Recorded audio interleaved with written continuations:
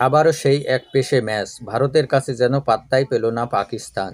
এবারের এশিয়া কাপে গত ৫টি ম্যাচের মতো ভারত-পাকিস্তান ম্যাচেও দেখা গেল একপেশে লড়াই। খেলা শুরুর আগে এই ম্যাচে যতটা উত্তাপ ছড়িয়েছিল, ম্যাচ শুরুর পর ততটাই ছিল নিষ্প্রাণ।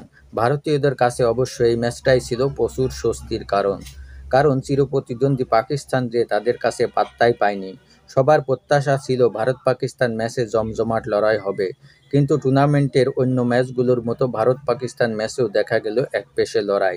দুবাই ইন্টারন্যাশনাল ক্রিকেট স্টেডিয়ামে টস জিতে প্রথমে ব্যাটিংয়ের সিদ্ধান্ত নেয় পাকিস্তান, কিন্তু শুরুতেই ভয়াবহ ব্যাটিং বিপর্যয়ের মুখে পড়ে ৯ উইকেট হারিয়ে দলটির পুঁজি দাঁড়ায় মাত্র ১২৭ রান।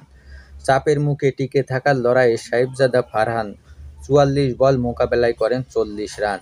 ১৫ বলে ২৭ রান করেন অভিজ্ঞ ওপেনার ফখর জামান। শেষ দিকে শাহিন শাহ আফ্রিদির ছোট্ট ক্যামিও, ১৬ বলে ৪টি ছক্কায় ৩৩ রানে অপরাজিত থাকেন শাহিন শাহ আফ্রিদি। ভারতের পক্ষে কুলদীপ যাদব ৩টি, অক্ষর প্যাটেল ও জাসপ্রীত বুমরাহ ২টি করে উইকেট শিকার করেন। ১২৭ রানের মামুলি এই দক্ষতারাই শুরু থেকেই দাপট দেখায় ভারত। শুভমান গিল ১০ রান করে বিদায় নিলেও বাকিরা এর প্রভাব পড়তে দেননি। অভিষেক শর্মা ৬টি বাউন্ডারিতে ১৩ বলে ৩১ রান করে বিদায় নিলে অধিনায়ক সূর্যকুমার যাদব এক প্রান্ত আগলে রাখেন।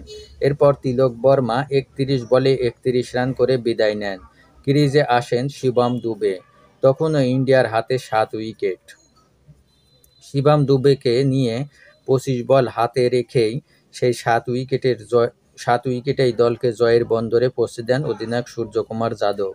ম্যান অব দ্য ম্যাচ নির্বাচিত হন ৪ ওভারে ১৮ রান খরচায় ৩ উইকেট নেওয়া কুলদীপ যাদব। উল্লেখ্য, গত আরব আমিরাত ম্যাচেও ম্যাচসেরা হয়েছিলেন এই ইন্ডিয়ান লেগ স্পিনার।